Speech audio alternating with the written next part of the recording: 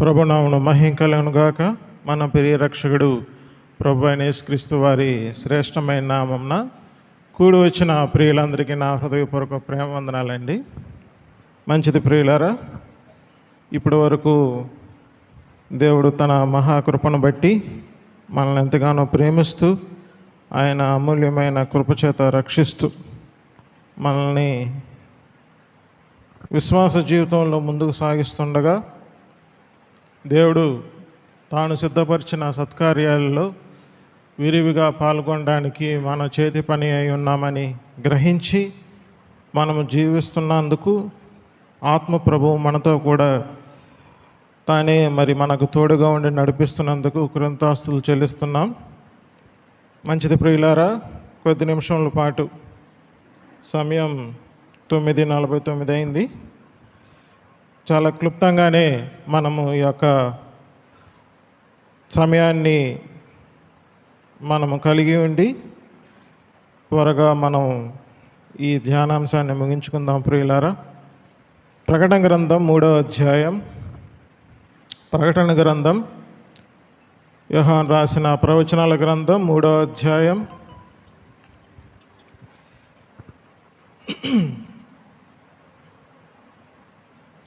8వ వచనము 12వ వచనం. ప్రియులారా, నీ క్రియలను నేను ఎరుగుదును, నీకున్న శక్తి కొంచెమై ఉండినను నీవు నా వాక్యము గైకొని నా నామము ఎరుగననలేదు. ఇదిగో తలుపు నీ వద్ద తీసి ఉంచి ఉన్నాను, దానిని ఎవడను వేయనేరడు. 12వ వచనం. జయించువానిని నా దేవుని ఆలయములో ఒక స్తంభముగా చేసేదను, అందులో నుండి వాడు ఇక మీదట ఎన్నటికీ వెలుపలకి పోడు. మరియు నా దేవుని పేరును పరలోకములో నా దేవుని యొద్ద నుండి దిగి వచ్చుచున్న నూతనమైన యెరూషలేమును నా దేవుని పట్టణము పేరును, నా కొత్త పేరును వాని మీద వ్రాసేదను. మరి ఒక వచ్చిన భాగము గలతీయులు రాసిన పత్రిక 3వ అధ్యాయం 27వ వచనం. గలతీయులకు రాసిన పత్రిక అపోస్తుడైన పౌలు గలతీయులకు రాసిన పత్రిక 3వ అధ్యాయం 27వ వచనం. క్రీస్తులోనికి బాప్తిసం పొందిన మీరందరూ క్రీస్తును ధరించుకొని ఉన్నారు. చాలు. దేవుడు తన వాక్యాన్ని దీవించును గాక. వాక్య సహాయార్థం ప్రార్థన చేసుకుందాం. అందరూ తలలో ఉంచి ప్రార్థనలో ఏకించవలసిందిగా మనం చేస్తున్నాం. ప్రార్థన.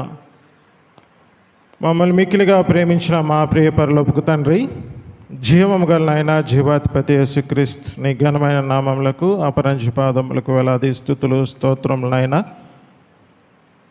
గడిచిన కాలంతో కాచి రక్షించి మరి ఒక దినాన్ని ఇచ్చి ఉదయకాల సమయంలో నీ పాద సన్నిధిలో నీ యొక్క సన్నిధి కాంతిలో మేమందరము కూడా నాయన నీ బల చుట్టూరు ఒలీవ మొక్కల వలె చేరి నిన్ను ఆత్మతో సత్యముతో ఆరాధించిన విధానానికే స్తోత్రములు తండ్రి. తిరిగి ప్రభువా, ప్రకటించిన ప్రకటనల విషయమై ప్రార్థన చేస్తున్నాం. కృప చూపించండి. నూతన విద్యా విధానంలో ముందుకు సాగవలసిన బిడ్డల విషయమై ప్రార్థన చేస్తున్నాం. నీట్ ఎగ్జామ్స్ విషయంలో రాయవలసిన బిడ్డల గురించి ప్రార్థన చేస్తున్నాం. ఉన్నత విద్యా విధానంలోనికి ముందుకు అడుగు పెట్టబడుతున్న పిల్లల గురించి ప్రార్థన చేస్తున్నాం. ఉద్యోగ రీత్యా నాయన ప్రయత్నాల్లో ఉన్న ప్రతి బిడ్డ గురించి ప్రార్థన చేస్తున్నాం. ఇంకా అనేక మంది అనారోగ్యం కోసము నాయన మాత్రమే కాదు ప్రభా, విశ్వాస జీవితంలో ముందుకు సాగడానికి ప్రతి అవసరతను ఎవరైతే కోరి ఉంటున్నారో వారందరి విషయంలో ప్రార్థన చేస్తుండగా మీరు కృప చూపించి బిడ్డలకి నాయన సమయోచితమైన సహాయాన్ని అందించి నీ కృపలో భద్రపరచమని వేడుకొంచున్నాం. తిరిగి ప్రభా, గృహ నిర్వాహకత్వ విషయంలో నాయన మీరు నూతనముగా ఏర్పాటు చేసుకున్న ప్రియ బిడ్డలను బట్టి నాయన మేము స్తుతిస్తున్నాం. నాయన నీ సన్నిధానములో మొరపెడుతున్నాం. కృప చూపించి బిడ్డలకి నాయన నీ యొక్క వాక్య సత్యాలను గుర్తెరిగి వాక్యాన్ని హృదయంలో ఉంచుకొని వాక్యం మేము అనమలేదు అనే విషయంలో నాయన గ్రహింపగలిగి సువార్త సత్యాన్ని నాయన భారము కలిగి బిడ్డలు నాయన ముందుకు సాగులాన కృప చూపించండి. మెట్టుకు ప్రభువా, నాయన నీ యొక్క మాట వినడానికి మా యొక్క హృదయాలు తెరిచి ఉంచి నాయన సిద్ధ మనసుతో నాయన వింటున్న మేమందరం విషయమై నాయన ప్రార్థన చేస్తున్నాం. కృప చూపించండి నాయన. నీ దాసుని సిలువసాటును మరుగుపరచండి నాయన. మరి ఆత్మ సంచారంతో వర్తమాన వాక్యాన్ని మీరే అందించమని, మీరే మహిమ ఘనత ప్రభావాలు పొందమని ప్రభువైన యేసుక్రీస్తు నామమున అతి వినయంగా వేడి ప్రార్థన చేయుచున్నాం తండ్రి. ఆమేన్. ఆమేన్. మంచిది ప్రియులారా, మనం కొద్ది నిమిషాలు ధ్యానించుకుందాం. ఎక్కువ సమయం నేను తీసుకోను, కానీ ప్రాముఖ్యంగా కొన్ని విషయాలు మనం ధ్యానిద్దాం ప్రియులారా. గత వారాల నుంచి మనం ఒక సిరీస్ ఫాలో అవుతున్నాం. మరి అందరైతే మరి ఆ హృదయంలో ఆ రీతిగా ఉంచుకొని ఇప్పటికైనా మీరు మొదలు పెట్టకపోతే ఈ దినము నుంచైనా మీరు వాక్య విషయమైన గ్రహింపు కలిగి ఆ రీతిగా మొదలెడితే ఫలితాన్ని మేము చెప్పనవసరం లేదు, మీరే ఖచ్చితంగా చెప్తారు ప్రియులారా. మీరు చెప్పలేకపోతున్నారు, నోటితో ఒప్పుకోలేకపోతున్నారు అని అంటే అది ఉపదేశించువాడైనను గృహ నిర్వాహకత్వమైనను మాత్రమే కాదు, పరిశుద్ధాత్మ దేవుడైనను ఉత్తరవాదులు కాదు ప్రియులారా. కేవలం మన అందున్న హృదయం అందున్న కాఠిన్యత వలన ఒక విశ్వాసి మూలముగా జీవించలేడు. ఎవరైతే హృదయాన్ని తెరచుకొని దేవుని విషయంలో వాక్యాన్ని అంగీకరించి ఆ రీతిగా జీవిస్తారో వాళ్ళు ఖచ్చితంగా సాక్షులుగా బయటికి కనబడతారు. వారి విశ్వాస జీవితం ఎలాగ పరుగులెడుతుందో ఖచ్చితంగా అది లోకము కూడా చూసి సాక్ష్యం ఇస్తుంది ప్రియులారా. కాబట్టి అట్టి జీవితం దేవుడు కోరుకుంటున్నాడు గనక మనమందరము విశ్వాస జీవితంలో ఏదైతే మనము జీవితం కలిగి ఉన్నామో ఆ జీవితం దేవుడు మనకు అనుగ్రహించు పోర్షన్ భాగమై ఉందని గ్రహించి మనం ముందుకు సాగాలి.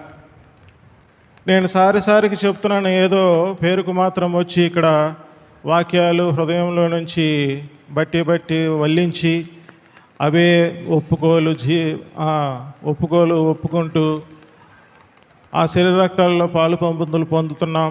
వీటన్నిటి విషయంలో దేవుడు నాకు చాలా బాగానే చూస్తున్నాడని గ్రహింపుతో కేవలం హృదయాన్ని మనసును తెరుచుకొని జీవించక అలాగనే జీవించే జీవితాల విషయంలో మనం నూతనత్వం పొందాలి ప్రియులారా. దేవుడు మనకు అనుగ్రహించే జీవితం అది విశ్వాస జీవితం, అది ఖచ్చితంగా అది జీవం కలిగినదై ఉంది. మరణము విషయంలో దేవుడు స్పష్టత మనకు అనుగ్రహించినప్పుడు వాటి విషయంలో ఇంకా ఎలాగ పాలువారం అవుతాం. మనం ఆ విషయంలో గ్రహింపు కలిగి ఉండాలి. మన జీవితం విశ్వాస జీవితం అది కేవలం ఆత్మ సంబంధమైనది. ఆత్మను అనుసరించి జీవించే జీవితం అది క్రమమైనది. ఖచ్చితంగా విశ్వాసి నీతిమంతుడని గ్రహించి నీతిమంతుడు విశ్వాస మూలముగా జీవించాలనేదే సువార్త సత్యం ప్రియులారా. సువార్త ఏదైతే ఉందో అది స్పష్టంగా గ్రహించినాడు సువార్త సత్యం అనేంటో గ్రహింపవుతుంది. సువార్త సత్యం గ్రహించిన నాటి నుంచి విశ్వాసి కృతజ్ఞతాస్తుతులు చెల్లించట్లో విస్తరిస్తాడు. మాత్రమే కాదు, ఆ కృప వలన అతను నీతి ద్వారా అనుగ్రహించు కృప ద్వారా అతడు జీవిస్తాడు ప్రియులారా. వీటన్నిటి విషయంలో గ్రహింపు ఎవరికి వస్తుంది? అలాగ అనుభవించే వాళ్ళు, అలా జీవించే వాళ్ళ విషయంలో వస్తుంది. దేవుడు మనల్ని మంచిగానే ఉంచుతున్నాళ్ళే, మనకి ఏ లోటు రానివ్వట్లేదు, జీవించడానికి ఆహారాన్ని ఇస్తున్నాడు, ఆ ఆహారాన్ని సంపాదించుకోవడానికి కావాల్సిన ధనం ఇస్తున్నాడు. ఇంకెంతకు మించి దేవుడు మనకిచ్చిన ఆశీర్వాదం ఏంటి అనే విషయంలో ఒక విశ్వాసి గీన ఆలోచిస్తున్నట్లయితే అంతకంటే మూర్ఖత్వం, హృదయ కాఠిన్యత మరొకటి లేదు. ఎందుకనంటే అవన్నీ కూడా మనము శ్రమ పడుట ద్వారా కూడా వస్తాయి, క్రియల మూలంగా కూడా వస్తాయి ప్రియులారా. ఆ విషయాన్ని గ్రహించుకోలేని పక్షంలో వాటన్నీ కూడా ఫలములుగా మనకి అందజేయాలంటే నీతిమంతుడు విశ్వాసం మూలంగా జీవించాలి. అదే సువార్త సత్యం ప్రియులారా. ఏం చెప్పండి? సువార్త సత్యం అంటే నీతిమంతుడు విశ్వాస మూలముగా జీవించాలి.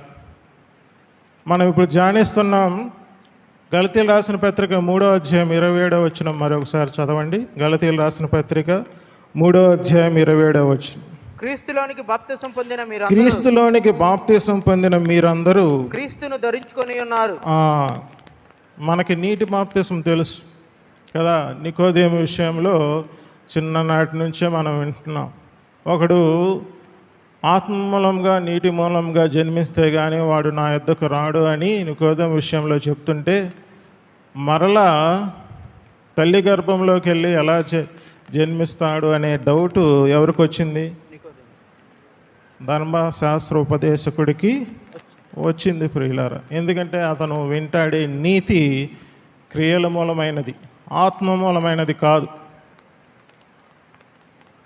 ఒక ఆత్మ జీవం కలిగి జీవిస్తుందంటే ఎప్పుడైతే ఆ ఆత్మతో మన శరీరము మహిమ శరీరము దాల్చుకుంటుందో ఆటోమేటిక్గా ఆత్మతో పాటు శరీరము కూడా మనం ఎక్కడ నివసించాలంటే అక్కడ నివసించగలుగుతుంది ప్రియులారా.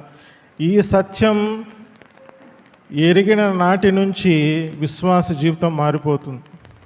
ప్రస్తుతం మనము ఆ దేహ విమోచన నిమిత్తం మన దేహము సృష్టి రెండు మూలుగుచున్నాయి. రోమీయులకు రాసిన పత్రిక 8వ అధ్యాయంలో స్పష్టంగా ఉంది. ఎప్పుడైతే మన ఆత్మ జీవం కలిగి ఉంది, క్రీస్తుతో అది లింకప్ అయి ఉంది, నా జీవితం ఇక్కడ లేదు అని గ్రహిస్తాడో అతను మాత్రమే విశ్వాస మూలముగా జీవించగలడు. దానికి అనుసంధానమే ఈ యొక్క వచనం ప్రియులారా.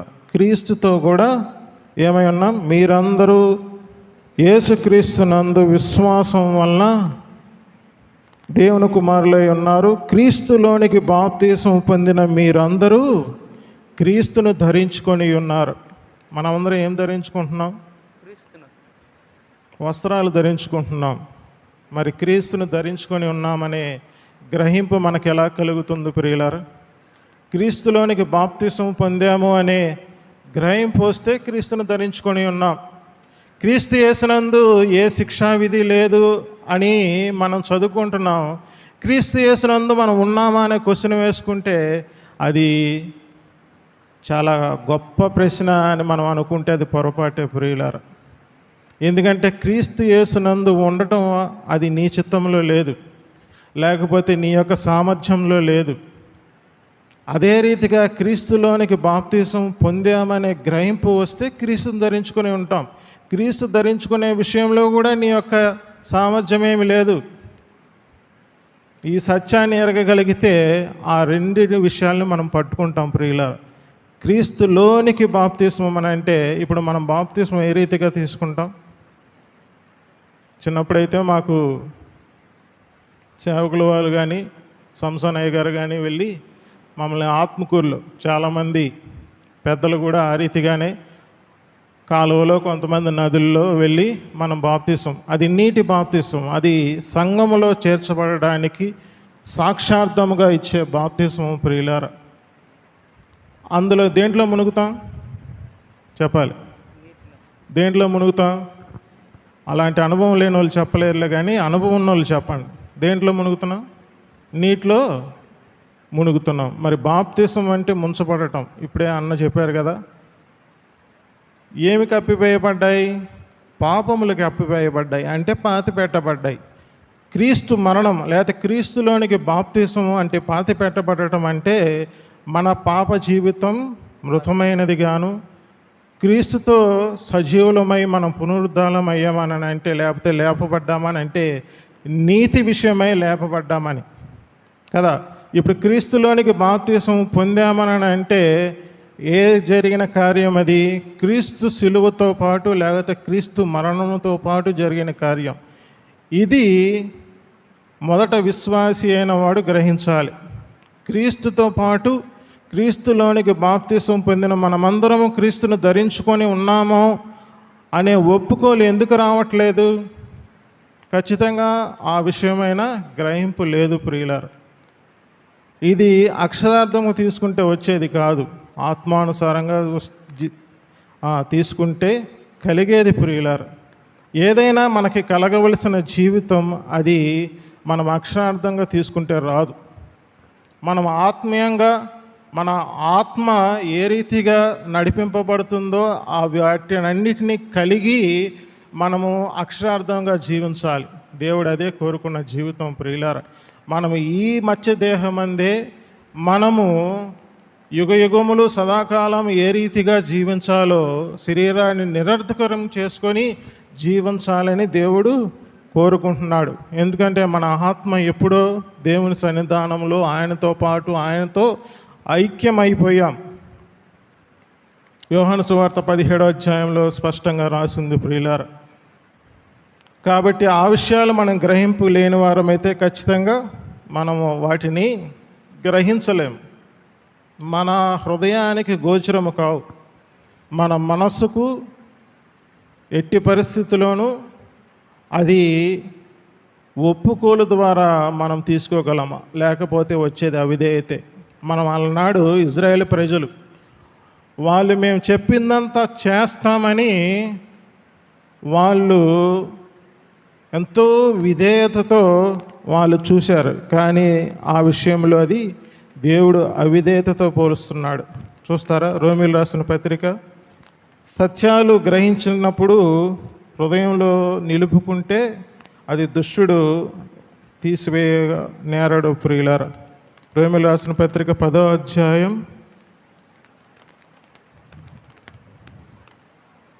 20-21 వచనాలు చూద్దామా.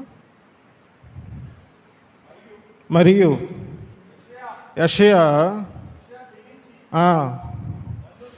నన్ను వెదకని వారిని నేను దొరికి తిని, నన్ను విచారింపని వారికి ప్రత్యక్షమైతిని అని చెప్పుచున్నాడు. ఇజ్రాయేలు విషయమైతే అవిధేయులై ఎదురాడు ప్రజలకు నేను దినమంతయు నా చేతులు చాచి తిని అని చెప్పుచున్నాడు. నిర్గమకాండం 24వ అధ్యాయం 7వ వచనంలో వాళ్ళు ఎప్పుడైతే మీరు చెప్పిందంతా చేస్తామని విధేయులై మేము అని ఎంతో వినమ్రంగానే ఒప్పుకున్నారు ప్రియులారా. మనం కూడా చాలా ఒప్పుకుంటూ ఉంటాం. ఇప్పటి నుంచి నేను ఖచ్చితంగా నేను చేస్తాను ప్రభువా అని మనం తీర్మానించుకుంటాం. కానీ హృదయమందు విశ్వాసం ఉంచం, నోటితో ఒప్పుకోం. ఖచ్చితంగా దేని ద్వారా జరుగుతుంది? అప్పుడు మన క్రియల మూలంగానే జరుగుతుంది. మరి అప్పుడు సువార్త సత్యాన్ని ఎరిగి ఎలాగ జీవించేవారం అవుతాం చెప్పండి. చివరికి దేవుడు తన ఆత్మ మూలముగా రక్షించబడే అదే ఇజ్రాయేల్ ప్రజల ఒక ఒప్పుకోలు చూడండి. నెహెమ్యా గ్రంథం హోషేయ గ్రంథం 14వ అధ్యాయం.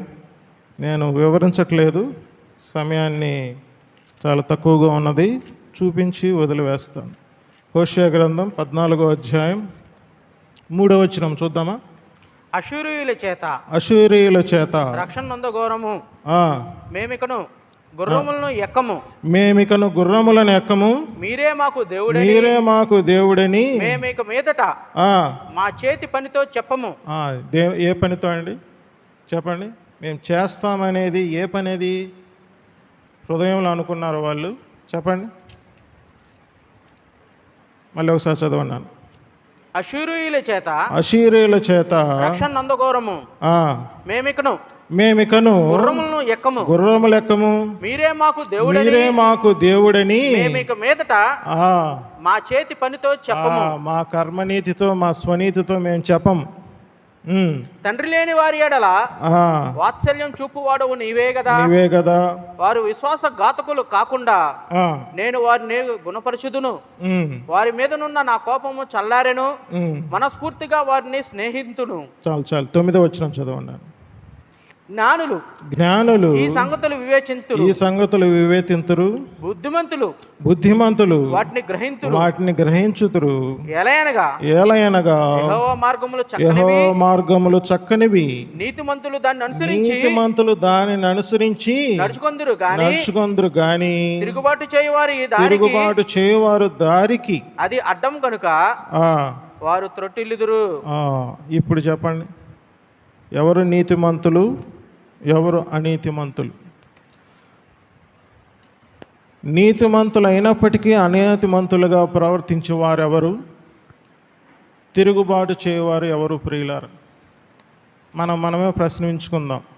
మనము చేసే నీతి అది దేవుని విషయంలో స్వనీతిగా కనబడితే ఆ పక్షంగా ఇంకా క్రీస్తు చనిపోయింది వ్యర్థమే. ధర్మశాస్త్ర మూలముగా నీతి కలుగుతుందని ఒప్పుకుంటున్నట్టు అప్పుడు మనం సువార్తగా అంగీకరించినట్లా చెప్పండి. సువార్త సేవకులు చెప్పినప్పుడు లేకపోతే ఉపదేశకుడు చెప్పినట్లు మనం ఏదైనా మీటింగ్ వచ్చో లేకపోతే ఒక ఉపదేశాన్ని వినో హృదయమందు విశ్వాసం ఉంచి నోటితో ఒప్పుకున్నాం మన పాప క్షమించబడ్డాయని చెప్పేసేసి మనం బాప్తీసం తీసుకుంటున్నాం, నా పాపాలు క్షమించాడని దేవుడు ఒప్పుకొని మనం ప్రభు శరీరంలో రక్తంలో పాలు పంపులు పొందుతున్నాం. మరి సువార్త సత్యాన్ని మనం ఎరిగామా? సువార్త అంటే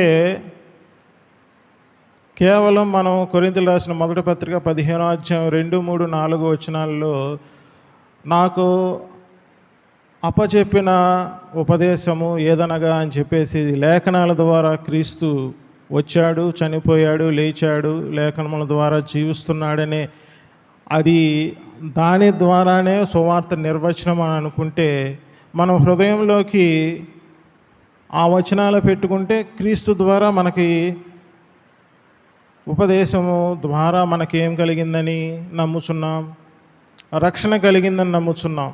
మరి ఆ రక్షణ ఏ రీతిగా కలిగిందో మనం గ్రహించవారమైతే మనం దాని విషయంలో గ్రహింపు కలిగి మనం విశ్వాస జీవితంలో ముందుకు సాగుతాం. ప్రియులరా, విశ్వాస జీవితం అనేది కేవలం రక్షణతో ఆగిపోతే విశ్వాస జీవితం అర్థం కాదు.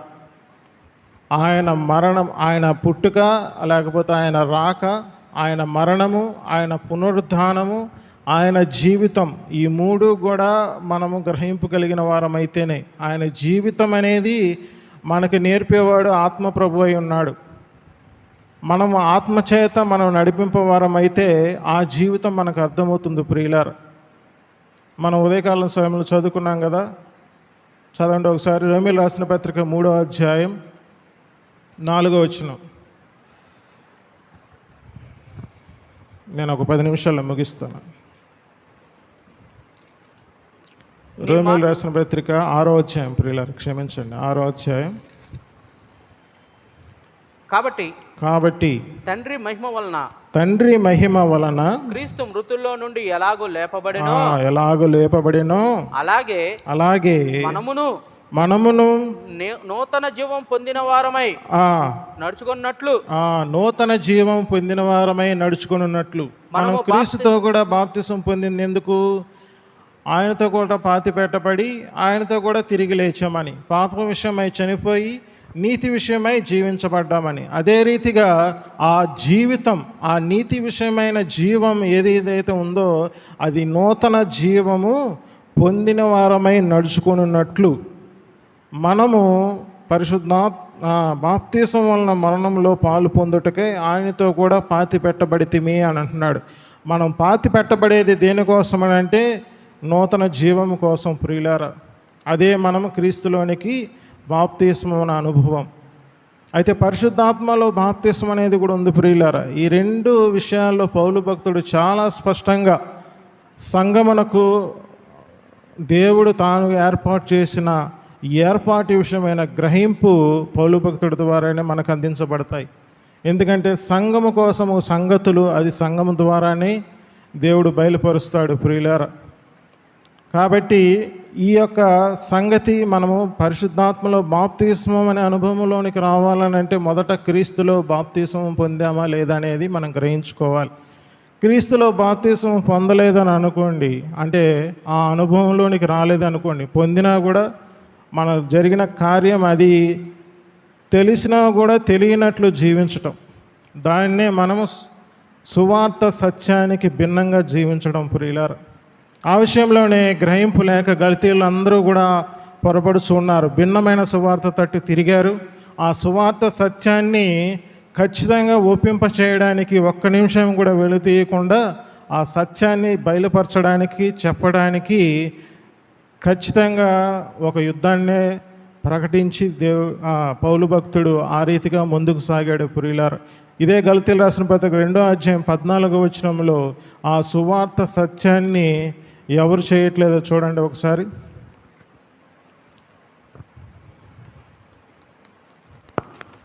గలతీలు రాసిన పత్రిక 2వ అధ్యాయం 14వ వచనం.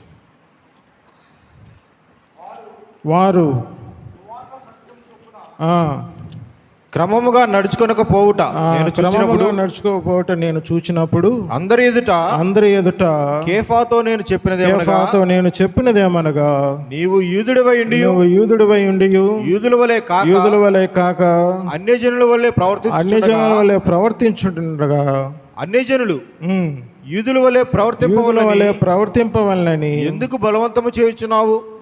చాలు. ఇక్కడ ఇంటర్ప్రిటేషన్ కానీ మనం ఈ వచన భాగాన్ని కానీ మనం స్పష్టంగా తెలుసుకున్నట్లయితే సువార్త సత్యము క్రమముగా నడుచుకొని పోవుట. ఎవరు? కేఫా, పేతురు సువార్త సత్యాన్ని, తాను ఎరిగిన సువార్త సత్యాన్ని నడుచుకోవట్లేదు. ఎందుకనంటే యూదులు వచ్చారు, ఆయన అన్యజనుల్లో కూర్చొని భోజనం చేస్తుండగా సడన్గా లెగిసి యూదులు వచ్చారు కదా అని సైడ్ అయిపోతున్నాడు. అంటే ఆయన ఎరిగిన సువార్త సత్యం ఏంటి చెప్పండి?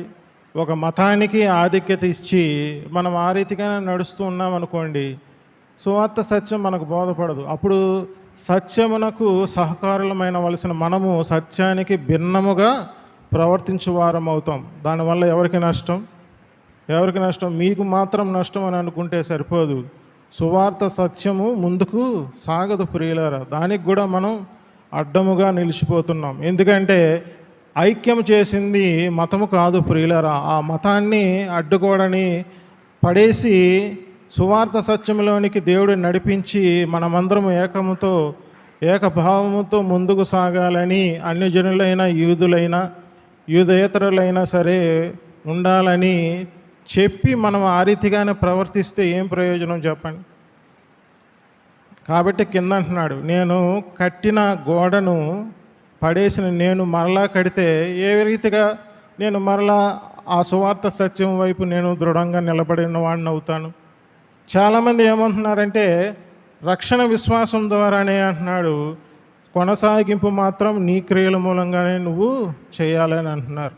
అంటే దాని అర్థం ఏంటి?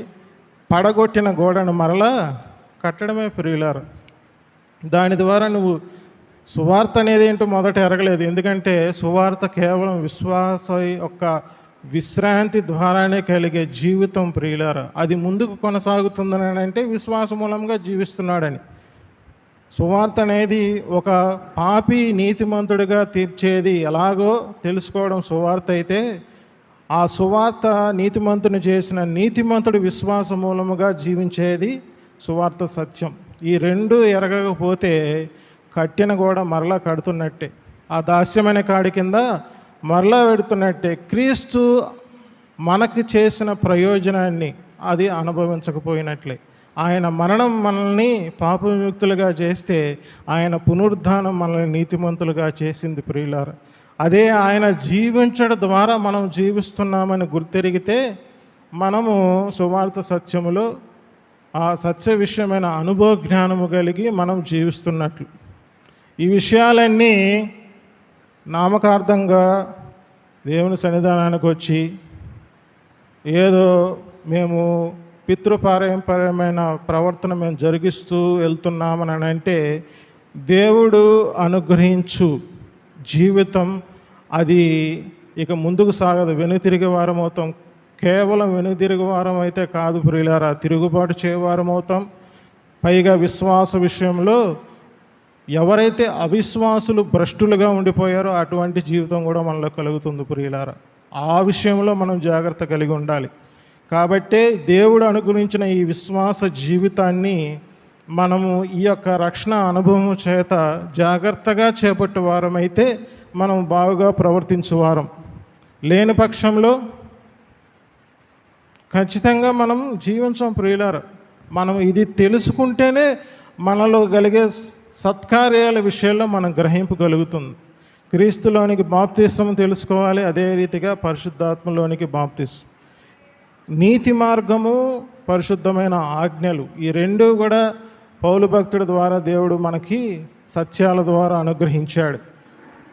ఆ నీతి మార్గం క్రీస్తులోనికి బాప్తిసం పొందింది, మనం పొందాము అన్న విషయం, సంఘం పొందింది అన్న విషయం మనం గ్రహించుకోవాలి. తర్వాత పరిశుద్ధమైన ఆజ్ఞలు ఎలాగా మనము ఆ విషయంలో గ్రహింపగలిగి జీవించాలో మనం తెలుసుకోవాలి ప్రియులారు. వీటన్నిటి విషయంలో కేవలం మనకు కావాల్సింది ఆ నిర్మలమైన మనస్సాక్షి. ఆ మనస్సాక్షి విషయంలో మనం గ్రహింపు లేని పక్షంలో ఖచ్చితంగా ఏమైపోతాం? మన మనసును సిద్ధం చేసుకోం, నీతి అయిన మైమరుతో జీవించం ప్రియులారా. మనకి కావాల్సింది బ్రస్ట్ ప్లేట్ ఆఫ్ రైచియస్నెస్ అంటున్నాడు. ఎఫ్ఎస్సీ రాసిన పత్రిక 6:14 మనం చూస్తాం. కేవలం నీతి అనే శిరస్నానం ఉంటే సరిపోదు. మనకి జీవించాలని అంటే ఖచ్చితంగా మనకేం కావాలి? బ్రస్ట్ ప్లేట్ ఆఫ్ రైచియస్నెస్ కావాలి ప్రియులార్. కాబట్టి ఆ విషయాలన్నీ గ్రహించాలి. ఆ విషయంలో గ్రహింపు కోసమే పౌలు భక్తుడు తిమోతి రాసిన మొదటి పత్రిక 1:3 ఉపదేశ సారం నిర్మలమైన మనస్సాక్షి అంటున్నాడు. మనకి వచ్చే ఉపదేశము నిర్మలమైన మనస్సాక్షిని కలిగించాలి. బలహీనమైన మనస్సాక్షో, పాపజ్ఞప్తి గల మనస్సాక్షో కలిగించకూడదు ప్రియులార. కాబట్టి మనం పొందుకునే ఉపదేశం కూడా ఆ విధంగా ఉందో లేదో మనం సరిచూసుకోవాలి ఖచ్చితంగా. లేకపోతే ఆ రీతిగా ప్రవర్తించని వారి పక్షంలో దేవుడు ఏమని చెప్తున్నాడు? వాటి విషయంలో నేను ఎప్పటికీ కూడా ఇతరులను బట్టి నేను అభ్యాసం చేస్తున్నాను అంటున్నాడు. అపోస్తుల కార్యముల గ్రంథం 24:16 చూడండి ఒకసారి. అపోస్తుల కార్యముల గ్రంథం 24:16.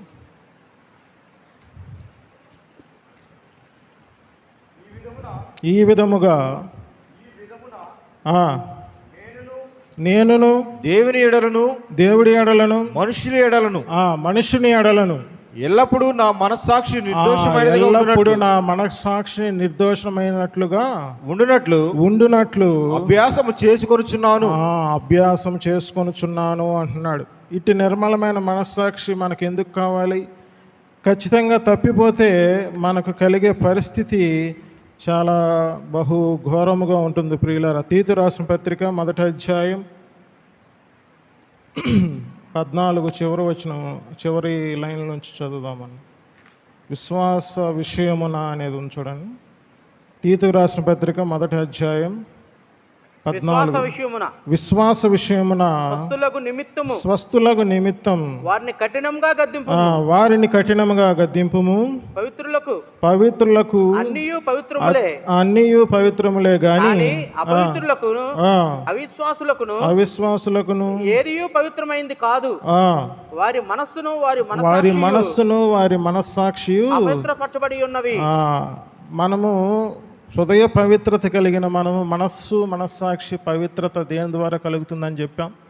ఎబ్రాయ రాసిన పత్రిక 9:14 ద్వారా క్రీస్తు రక్తం ద్వారా మన మనస్సాక్షి శుద్ధి చేయబడాలి. క్రీస్తు రక్తం మన మనస్సాక్షిని ఎప్పుడు శుద్ధి చేస్తుంది? క్రీస్తు రక్తం అతి పరిశుద్ధ స్థలంలో ప్రవేశించి నా మనస్సాక్షిని శుద్ధి చేయబడుతుంది అని నమ్మితేనే. అది నమ్మకపోతే శుద్ధి చేయబడదు. ఎందుకు? ఆగ్రహింపు కూడా ఎప్పుడు వస్తుందని అంటే పేతురు రాసిన మొదటి పత్రిక 1:2 మనము పవిత్రులమయ్యాం అంటే పరిశుద్ధాత్మ ద్వారా పవిత్రపరచబడ్డాం అనే స్థితి మనం నమ్మకపోతే, మనం నీతిమంతులమని నమ్మకపోతే ఖచ్చితంగా మన మనస్సాక్షి శుద్ధి చేయబడదు. నేను నీతిమంతుని కాదని అంటే నీ యొక్క మనస్సాక్షి శుద్ధి చేయబడదు, దాంట్లో నో డౌట్. నువ్వు ప్రభు వచ్చే వరకు కూడా నీ మనస్సాక్షిని శుద్ధి చేసే ప్రక్రియ నీ చేతిలోనే ఉంది, నీ యొక్క మనస్సు విషయంలోనే ఉంది ప్రియులారా. నువ్వు నీతిమంతుని కాదు అని అంటే అలానే ఉండు, దానికి కారణం ఉత్తరవాది నీవే ప్రియులారా. చెప్పాను కదా, ఉపదేశకుడైనను, సువార్థికుడైనను, సేవకుడైనను, సంఘ గృహ నిర్వాహకత్వమైనను, పరిశుద్ధాత్మైనను ఉత్తరవాది కాడు. ఎందుకంటే నీకు నువ్వే ఉత్తరవాది.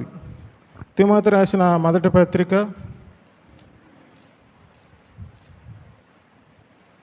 4వ అధ్యాయం 1వ వచనం.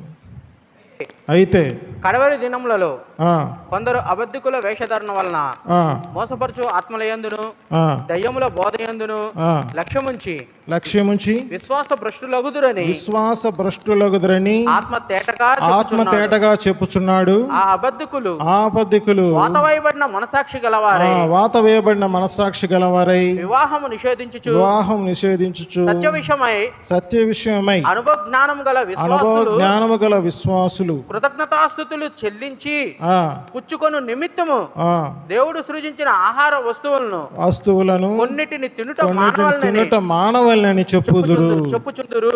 ఆ, అంటే మనం కొన్ని విషయాల్లో ఇవి మానుకోండి అవి మానుకోండి అని చెప్తున్నామని అంటే మొదట చెప్పేవాడు ఎదుటి వ్యక్తి నీతిమంతుడు కాదని చెప్తున్నట్టు, నువ్వు అలాగైనా ఆ మనసాక్షితో నీకు నువ్వే శిక్ష వేసుకుంటున్నావని అంటే నువ్వు కూడా నీతిమంతుడు కాదని చెప్తున్నట్టు. అయితే విశ్వాస విషయంలో భ్రష్టత్వం ఎప్పుడు వస్తుంది? ఈ రెండు నమ్మకపోతేనే. కలిగిన స్థితిని బట్టి మనం ఏమైపోతున్నాం? ముందున్న స్థితిని మర్చిపోయి అది కాదేమో అని నమ్ముతున్నాం. అక్కడే ఉంది లోపం ప్రియులారా. కలిగిన స్థితి ఎప్పుడు మారలేదు, కానీ నువ్వు ఉన్న పరిస్థితిని బట్టి నీ యొక్క ప్రవర్తన విధానాన్ని మార్చుకొని క్రీస్తు యొక్క ఉద్దేశాన్ని లేకపోతే క్రీస్తు యొక్క చిత్తాన్ని ఆయన సంకల్పాన్నే మనం మార్చేస్తున్నాం. కాబట్టి ఈ విషయంలో మనం గ్రహింపు లేని వారముగా లోపం కలిగి ఉన్నాం. అదే మనం పట్టుకోవాల్సి ప్రయాసపడుతుంది కూడా. అందుకే ప్రియులారా, అది పట్టుకుంటే ఇక మనల్ని వెనక తీయవారం కాదు ప్రియులారా. ఇదే తిమోతి రాసిన 2వ పత్రికలో చూద్దాం. చూడండి 3వ అధ్యాయం 8-9 వచనాలు. ఎన్నే ఆ, ఎంబ్రే అనువారు మోషేను ఎదిరించినట్టు వీరును చెడిన మనస్సు కలిగి విశ్వాస విషయంలో భ్రష్టులై సత్యమును ఎదిరింతురు. అయినను వారి అవివేకులు ఎలాగో తేటపడును అలాగే వీరిది కూడా అందరికీ తేటపడును గనుక వీరు ఇక ముందుకు సాగరు. మరి విశ్వాసం విషయంలో ముందుకు సాగాల్సిన మనం ముందుకు సాగము అని దానికి మూలం ఏంటి? విశ్వాస విషయంలో భ్రష్టత్వం. అంటే నేను నీతిమంతుని కాదు కాబట్టి నేను పాపజ్ఞప్తి గల మనస్సాక్షితోనే నేను ఏం చేస్తాను? ఆహారాన్ని తింటాను, పానీయాన్ని తాగుతాను. ఇంక నువ్వు జీవించేది ఎప్పుడు? పాపజ్ఞప్తి లేని మనస్సాక్షితో సంపూర్ణ సిద్ధి పొందిన జీవితంతో నువ్వు నీ సన్నిధానానికి ఆ మనస్సాక్షికి కల్మషము తోచకుండున్నట్లు ప్రోక్షింపబడిన హృదయం కలిగిన వారమై నిర్మలమైన మనస్సాక్షితో మనం ఏం చేయాలి? ఆరాధనలో చేయవేయాలి. ఈ గ్రహింపు మీకు లేని పక్షంలో మనకు వచ్చేది ఏంటి? మొదట బలహీనమైన మనస్సాక్షి వస్తుంది. కొరింథీయులకు రాసిన 1వ పత్రిక 5వ అధ్యాయం 7వ వచనం 12వ వచనంలో అక్కడ మనం ఏదైతే ముట్టకూడదని ఇతరులను బట్టి మనం చాలా గొప్పగా ప్రవర్తిస్తుంటామో వాటి విషయంలో మనము ఎదుటివాడి నిమిత్తం మనము చేసే పాపం ద్వారా బలహీనమైన మనస్సాక్షి. ఇప్పుడు మనం చెప్పాను చూసావా, విశ్వాస విషయంలో భ్రష్టులు అయిపోవడం ద్వారా కలిగే వాత వేయబడిన మనస్సాక్షి. ఇంకా అది బలహీనతలో నుంచి సెకండ్ స్టేజ్ అన్నమాట. పాపజ్ఞప్తి గల మనస్సాక్షి, ఇంకా వాత వేయబడిన మనస్సాక్షి. ఎందుకంటే అదే ఒప్పుకోలు కదా, వాత ఎందుకు వేస్తారు? ఇంకా అది ఎప్పటికీ అలానే ఉండిపోవాలని. కానీ మనం వాటి విషయంలో ఎప్పుడు నిర్మలత్వం పొందుతామని అంటే విశ్వాస విషయంలో నిశ్చయత కలగాలి. విశ్వాస విషయంలో నిశ్చయత ఎప్పుడు వస్తుంది? క్రీస్తు విషయమైన జ్ఞానము, అనుభవ జ్ఞానము కలిగి ఉండాలి. క్రీస్తు జీవిస్తున్నాడు గనక ఈ జీవితం అక్కడ దాచుంచబడింది. ఎక్కడ? కొలస్సీయులకు రాసిన పత్రిక 3వ అధ్యాయం 3వ వచనంలో ఆయన పరలోకానికి హెచ్చింపబడి తండ్రి కుడిపార్శ్వమున నా జీవితం భద్రపరచబడిందని నమ్మాలి. అక్కడే నా జీవితం ఏమైంది? నా స్వాస్థ్యం ఆ శక్తి చేత నడిపింపబడుతుందండి. నీ యొక్క కర్మనీతితో నీకు విశ్వాసం జీవితంలో రక్షణ రాలేదు. అదే రీతిగా నీ యొక్క కర్మ ఫలితంతో లేకపోతే నువ్వు చేసే పనుల ద్వారానో నీకు మనస్సాక్షి నిర్మలత్వం కాదు ప్రియులారా. కాబట్టి కేవలం ఆయన విశ్వాసము ద్వారానే, ఆయన యందు విశ్వాసం ఉంచటం మూలముగానే, ఆ విశ్వాసం ఏ రీతిగా మనం విశ్వాసం ఉంచాలి అనే విషయం మనం గ్రహించుకోవాలి. ఆ గ్రహింపే మనల్ని ఖచ్చితంగా విశ్వాస జీవితంలో ముందుకు సాగేది.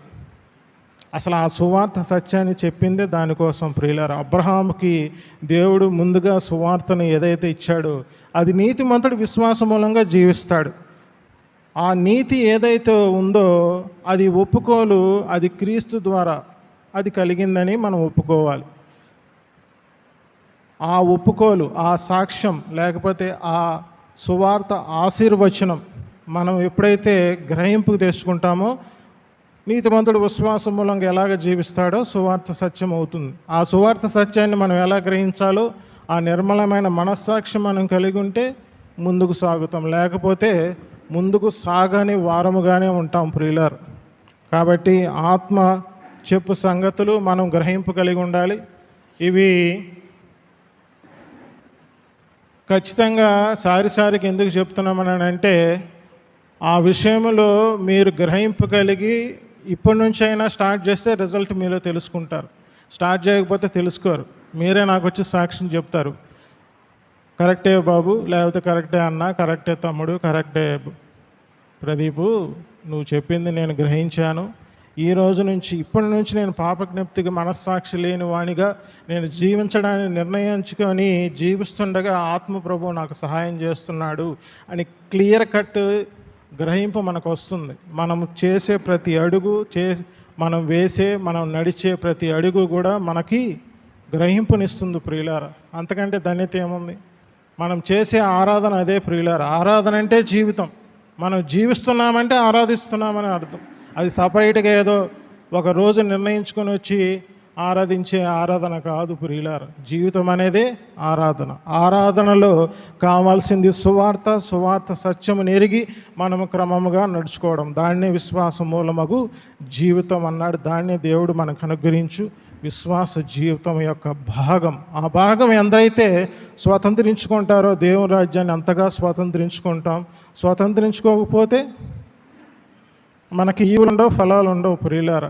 కేవలం స్థానం మాత్రమే ఉంటుంది.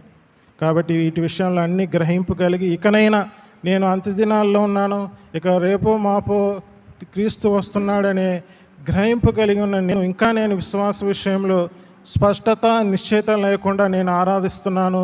నీతిమంతుడి విశ్వాస మూలంగా జీవించననే సువార్త సత్యాన్ని నేను ఎరిగి జీవించలేకపోతున్నాననే గ్రహింపుతో ఇంకా ఇలా రోజు ఉన్నావేమో. ఈరోజైనా నీ హృదయాన్ని, నీ మనసును శుద్ధి చేసుకొని ఆ క్రీస్తు రక్తం ద్వారా నేను నా యొక్క మనస్సాక్షిని శుద్ధి చేసుకుంటున్నానని నోటితో ఒప్పుకొని ముందుకు సాగి ఆయన అనుగ్రహించే జీవితాన్ని అనుభవించుదాం ప్రియులారా. అది కూడా వాగ్దానం.